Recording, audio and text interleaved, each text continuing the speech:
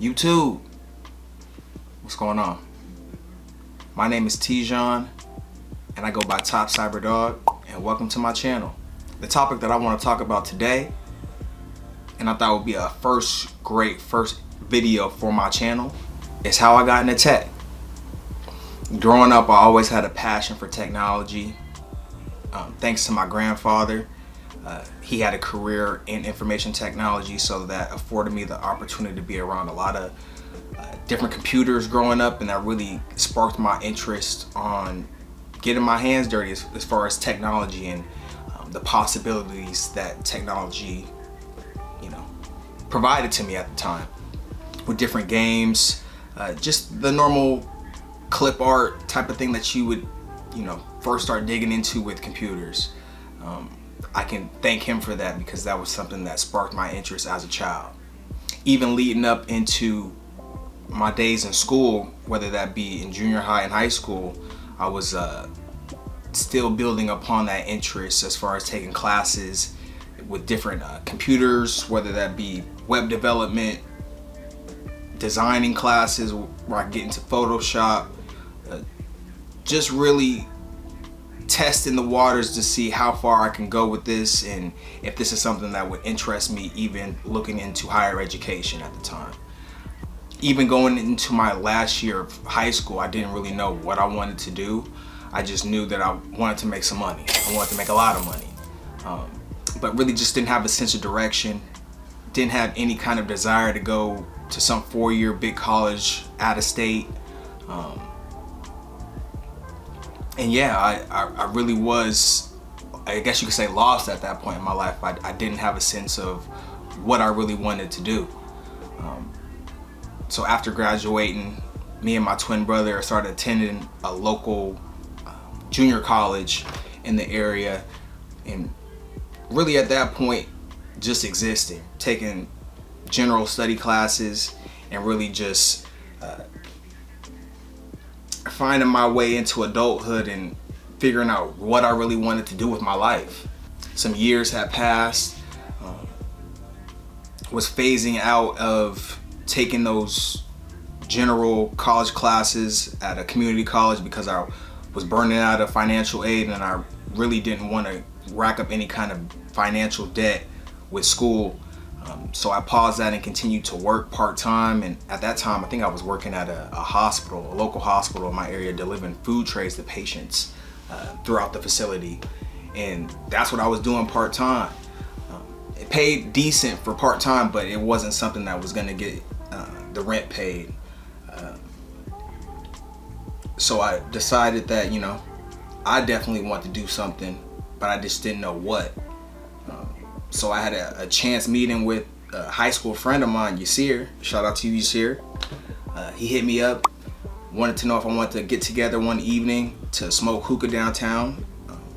We stay in the Seattle area, so we were gonna go to downtown Seattle. After agreeing to go out, we hit up the city, and we just started shooting the breeze on what we were getting into as far as our lives at that point in time. And he informed me that he was a part of a program that was free. They paid him. He got an internship and mentorship, and it was all surfaced around IT work. When I heard that, I was definitely intrigued, and I was interested. And he let me know that it was a program that was for 18 to 24-year-olds at the time, and that program was Year Up. No, not like Europe, but Year Up, like the calendar year up.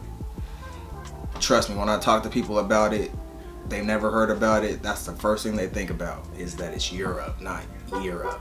But yes, he informed me about the program Year Up.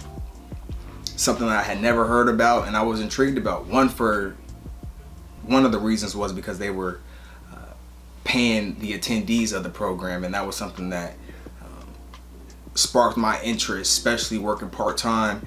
I knew that I wanted some more money, and that if they were gonna pay me to learn IT skills and supply me with an internship, I was definitely intrigued. So after he was telling me about his experience and his current internship and the possibilities that it could lead to a full-time position after the internship, and working in IT, I pretty much was on board with the idea. I definitely wanted to run it by my family. I ran it by my twin brother, and he was in the same boat as I was at that point in life, and he decided that he wanted to join as well. We had a mutual high school friend, Ahmed, who also heard about the program through other friends and thought it'd be a good idea for him to join too. We had the mindset of it was only 1 year, so it can only be positive. What could we lose? In my mind, only thing we could lose is time, which is very important, but it was only 1 year. And I think the experience and the network that we were gonna gain would outweigh any kind of thoughts of wasted time that would creep up in my mind. So with all three of us on board, we go through the informational sessions after applying, get accepted, and we were all on board. Thankfully, my grandmother was working full-time in the downtown area of Seattle, where the brick and mortar location of the Puget Sound Europe was located. Currently right now that location has closed down, but this is pre-COVID, so we actually have to go to the location daily for our training and any kind of development that happened on site. So we luckily had a ride every day downtown. It was business professional as far as how we were to carry ourselves and dress.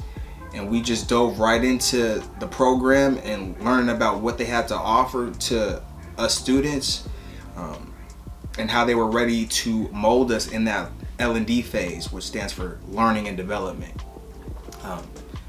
So during that learning and development phase, we're learning everything from computer hardware basics, a little bit of networking. We're learning about SQL, the Office suite, pretty much the basics to get us prepared for our internship after the 6 months of L&D learning and development phase.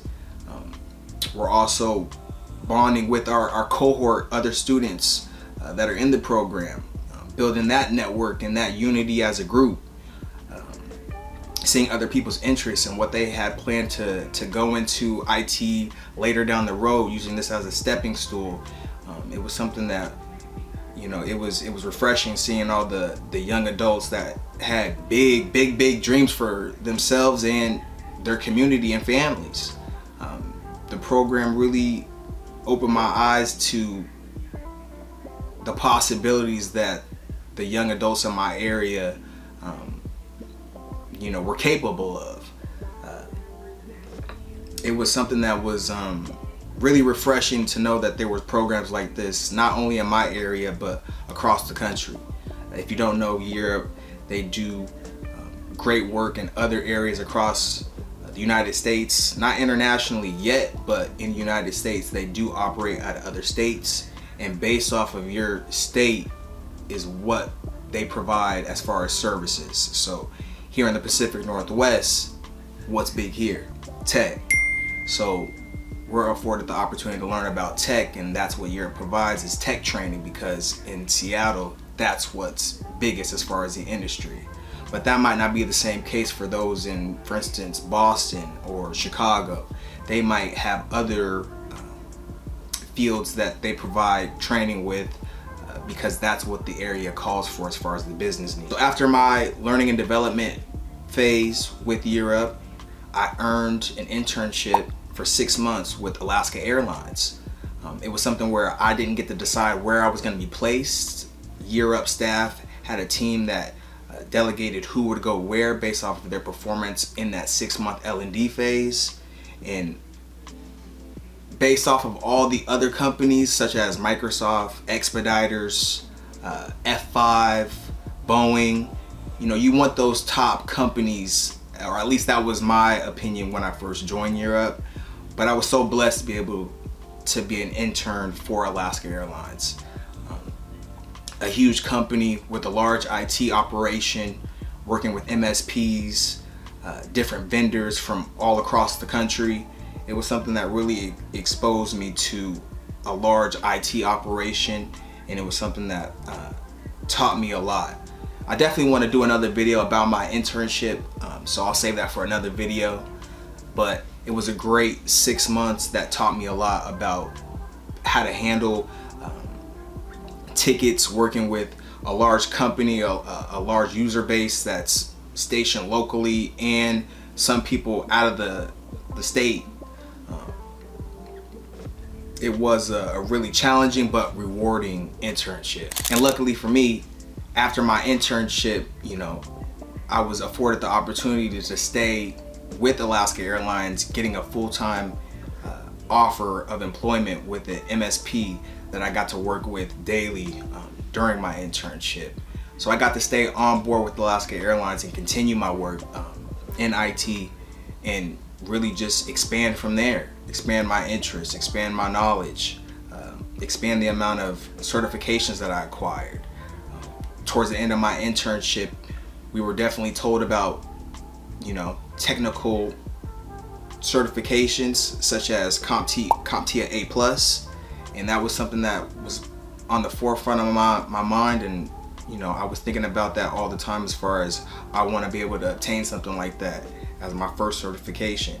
It took me a couple of tries, but I ended up getting it and just kept going after that. Net Plus, following after that, Security Plus, and just keeping my learning track on schedule to make sure that I was staying on top of the new things in tech, and that I was gaining a baseline foundational knowledge about technology. So after about 2 years, I decided it was time for me to leave Alaska and look for something new, a better opportunity. So that's when I got to use my network, and I got offered an opportunity to work at Microsoft over in Redmond at the Microsoft campus, working at one of the studios, supporting the engineers at that specific studio. And that's where I decided to go. So I took my talents essentially up the highway, and I landed at Microsoft for about 2 years. Another great experience, being able to work with a large organization, doing a lot of different things that are not standard in other companies, and working with tenant devices and some things that I can't talk about due to NDAs, but was exposed to a lot and got to build upon my technical skill set. And I stayed there for about 2 years as well. And then again, using my network, something that I've come to learn is very important. I was offered a opportunity to go over to the higher education realm and go over to the University of Washington in Bothell, where I've been for almost a little over 2 years. And that's where I've currently been. And even now, with 2 years under my belt supporting the campus and the students and faculty, I've made the decision to pivot my way from the help desk to cybersecurity, specifically working in a SOC as a SOC analyst. And that's where I've been focused on for the past year and a half, really sharpening my skills, taking practical certifications that will get me to that role on working with the SOC. And I will get there, but it's all about timing and making sure that I'm sharpening my iron, so when I do get that call, I'm ready. And I will be ready. So that's what this channel is all about, really just documenting my journey in IT, in cybersecurity, and really just laying a blueprint. The way that I got into IT might not work for others, but it worked for me. And a lot of people ask me, even when I'm on site at the university, how I got into IT. Was I a previous student? Did I go to college? Who did I know? And it just fascinates me on the different ways people get into this career path. So me explaining how I got into it, I felt that it was my duty, especially being a Europe alumni. Europe gave me so much as far as internship, a mentor, a network of students from other cohorts that just support each other. And I know when I met the previous CEO of the creator of Europe, Gerald Chartavian, he always said, lift as you climb. And I think part of me creating this channel is me doing that, is looking back and giving my hand out to anybody else that's looking to see how can I get into IT. So I think that's most important for me in this channel, is just to be transparent about my experience in the field and how I pivot into different areas in IT. And thank y'all for watching. So if you made it to the end of this video, Don't forget to like, comment, share, and subscribe. And leave a comment below. Let me know if you're interested in IT. Do you work in IT? What do you do in IT? Yeah, and it's gonna be a good time. So I'll catch y'all on the next one. Peace.